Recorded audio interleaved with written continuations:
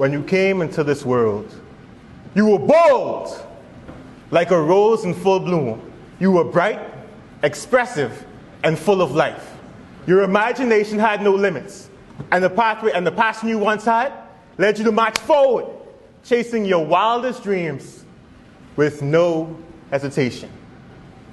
But then, life tested that passion. Your parents told you what was realistic. Your teachers told you what was expected. And now, with the petals you have left, they're slowly being peeled away by a life that makes you feel less than you're worth. You see, we live in a world of massive connection, yet somehow we feel so disconnected, like a rose snapped into. Mr. Chairman.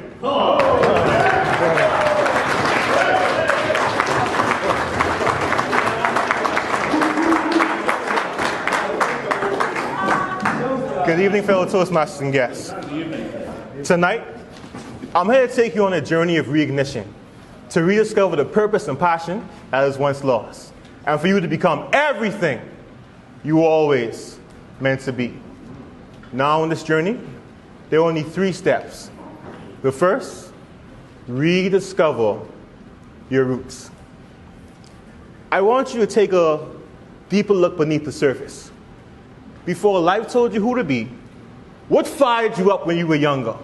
What passion did you believe in so strongly that you lost sleep thinking about it?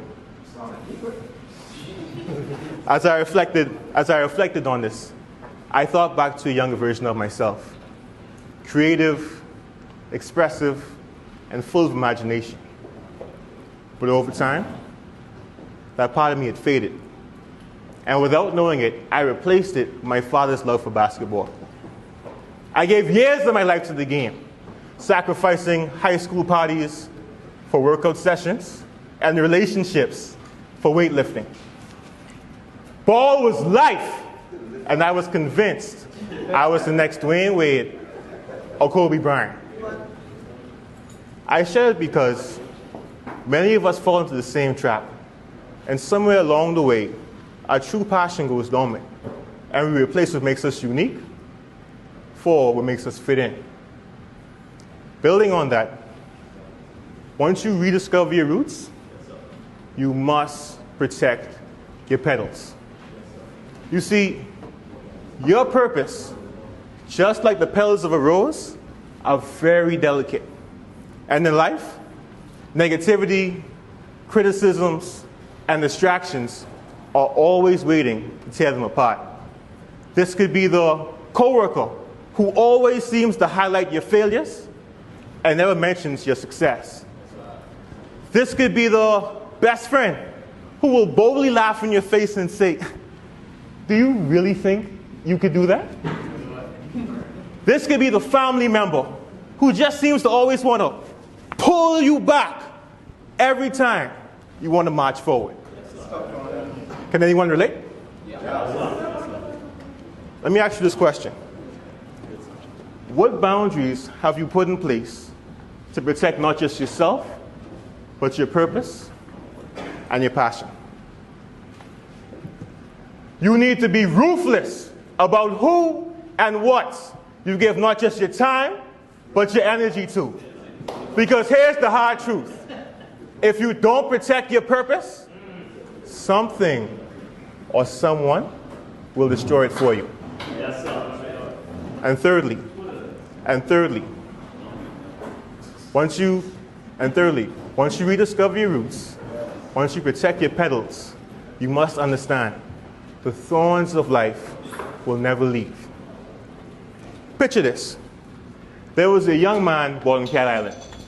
He was raised with no electricity, no formal education, and no clear pathway for his success. Despite this, he had a dream. He wanted to become the lead actor in a major film. He faced rejection after rejection, and his critics said to him, "Your accent is too strong. You can't even read the script. And worst of all, a black man will never lead in a major film. You see, many of us in this situation would have folded, but not this young man. He was indomitable. This young man decided to hold firm in his worth, sharpen his skill set, and refused any role that would compromise his dignity.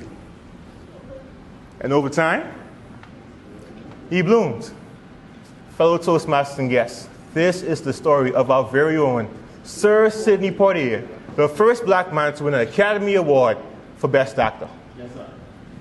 I say this because in life, obstacles, distractions, failures, they never leave. But the goal is not to avoid your thorns.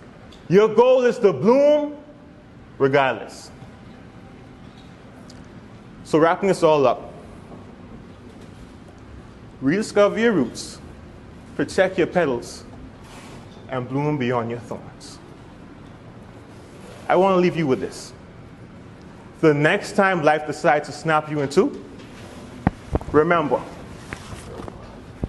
life does not need another withered rose. Life needs you in full bloom.